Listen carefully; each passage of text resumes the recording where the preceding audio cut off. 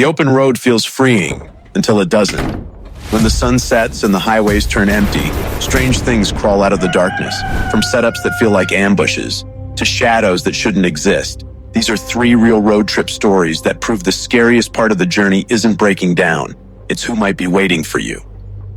Tonight, we're diving into 3 chilling encounters faced by travelers just like you and me.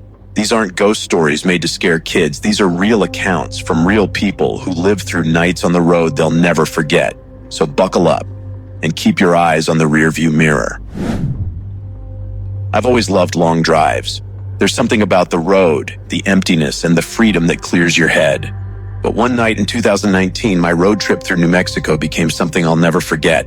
It's burned into me, like a scar. It was late, maybe close to midnight.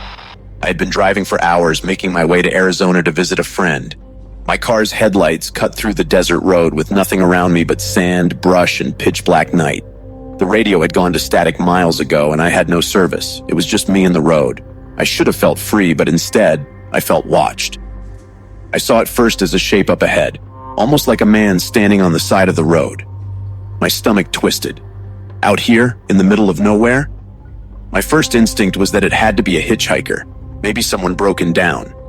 But as I got closer, my headlights didn't seem to touch him. He stood still, tall, and his head turned slowly toward me. I couldn't make out his face, just a hollow, dark blur. The closer I drove, the more wrong everything felt. My gut screamed at me not to stop. I gripped the wheel and kept going. When I passed him, I forced myself to glance in the mirror. That's when my blood ran cold. He was gone. My headlights sides. HTS lit up the empty road behind me. Nothing, no figure, just blackness. I hit the gas, trying to shake it off, telling myself maybe I was tired, maybe it was just a shadow. But 10 minutes later, my heart nearly exploded out of my chest. He was standing in the middle of the road ahead of me. I slammed the brakes and skidded, my tires screaming against the asphalt. The figure didn't move. He just stood there watching. I flicked on my high beams, desperate to see detail, but the light seemed to bend around him, like he wasn't really there. And then, as suddenly as he appeared, he melted into the dark. Gone. I sat there shaking, gripping the steering wheel so hard my knuckles turned white. I didn't care about the car, the trip, nothing. I just drove, fast. My eyes flicked to the mirrors constantly, half expecting to see him sitting in the back seat. By the time I reached a small gas station hours later, I was pale and sweating. The clerk looked at me like I'd seen a ghost. When I told him, half joking, that I had seen a man on the road, his face went grim. "You don't pick up nobody on that stretch," he said. "People say a shadow walks those roads. Been around since the 50s. Folks that stop for him, they don't make it here." I never told anyone else that story. Until now. I don't know if it was a ghost, a trick of the mind, or something worse. But to this day, I won't drive through New Mexico at night. Some roads should just stay empty. That was just one night gone horribly wrong. But the next story proves danger doesn't always come from strangers. Sometimes it follows you, even when you think you've shaken it off. Back in 2017, my girlfriend and I decided to take a road trip from Colorado down to Texas. We were in our 20s, broke but adventurous, and thought it would be fun to take the scenic back highways instead of the interstate. That choice nearly ruined us. It was the middle of July, hot even at night, and we had been driving for hours. The road cut through empty farmland with no streetlights, just long stretches of pitch darkness. We hadn't seen another car in at least 40 minutes, and the only sounds were the engine humming and my girlfriend scrolling through her phone trying to find a playlist. That's when the headlights caught something up ahead. At first, I thought it was roadkill. There was a shape sprawled across the asphalt. I slowed down, and as we got closer, my stomach twisted. It wasn't an animal. It was a person. A woman, lying face down in the middle of the road. My girlfriend gasped, "Oh my God, Daniel, stop." But every instinct in me screamed not to. Something was wrong. Her arms were stiff, her hair perfectly spread across the pavement like it had been placed there. My first thought wasn't that she needed help, it was that we were being set up. I slowed, almost to a stop, and flicked on my high beams. That's when I saw it. There were footprints in the dirt along the road, dozens of them circling around us, and in the tall grass on either side, I caught glints of movement. People. They were crouching low just beyond the glow of my headlights, watching, waiting. "Daniel, what are you doing? We have to help her," my girlfriend whispered, panic in her voice. I didn't answer. My hands shook as I put the car back in gear. I knew if I stepped out, if I even opened to that door, we wouldn't be coming back. I slammed the gas. The woman on the road didn't flinch. She didn't move. As I swerved around her, I looked into the rearview mirror. That's when I saw it. The woman twisted her head in an unnatural jerk and sat up, staring after us with a face that didn't look right.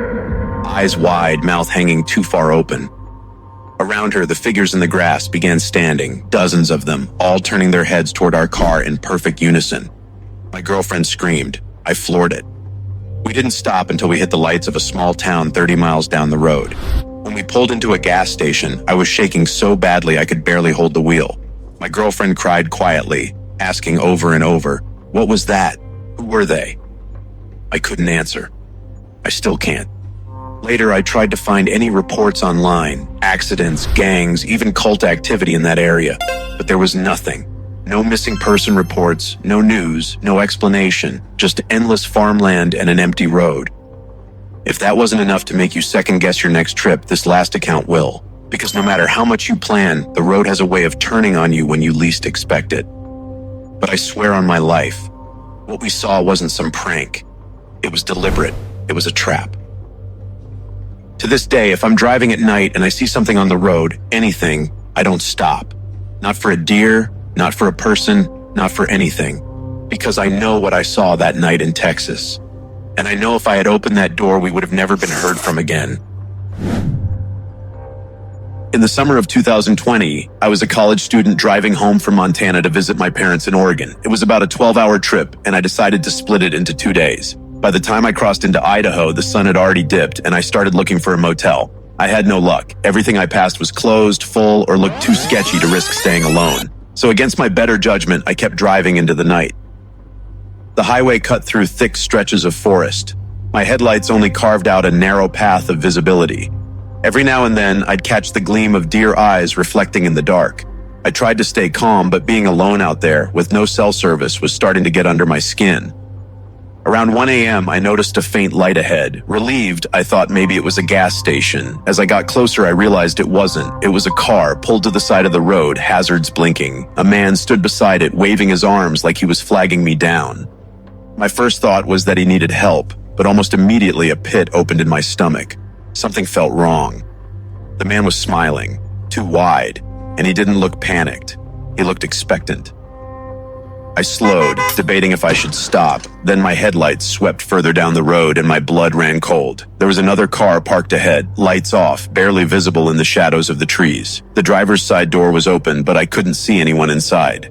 It clicked all at once. This wasn't an accident. It was a setup. I gripped the wheel, heart racing, and swerved to the opposite lane, speeding past. The man's smile vanished, twisting into a scowl as he lunged toward my car, shouting something I couldn't hear. For a second, I thought I was safe, but then headlights exploded behind me. The second car roared to life, pulling out fast, chasing me down the empty highway, my little C.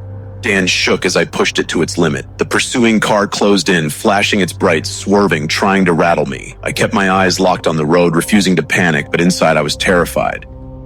They followed me for what felt like forever, maybe 20 miles, until I saw Salvation, a rest area lit up by fluorescent lamps. I cut across the lane and swerved hard into the lot, skidding to a stop in front of a row of vending machines. The other car slowed, hovering at the entrance, watching. Then slowly it turned and disappeared back into the darkness. I didn't move. I sat frozen in the driver's seat, sobbing until a trucker knocked on my window. He asked if I was okay, and I broke down telling him everything. His face turned grim. He said people had been reporting strange road incidents in that area. Cars trying to run travelers off the highway, setups with fake breakdowns. He let me follow him the next 2 hours until we reached a well-lit truck stop. I don't know what would have happened if I had stopped for that man, but deep down, I know it wouldn't have been good. To this day, I refuse to drive long distances alone at night. Whenever I pass a stranded car, I keep my doors locked and my foot on the gas. I can't shake that smile burned into my memory, the smile of someone who wasn't asking for help, but waiting for prey. 3 road trips, 3 close calls, and 3 reminders that the highway holds more than just traffic and gas stations. It hides the unknown, and sometimes it doesn't want to let you leave. Those were 3 terrifying road trips gone wrong. If you've ever driven alone at night, you know how quickly the silence of the highway can turn into something sinister. The next time you see a stranded car or catch headlights following too closely, just remember, not every danger on the road is an accident. Sometimes it's waiting for you, sleepwalker. That was some sort. Oh,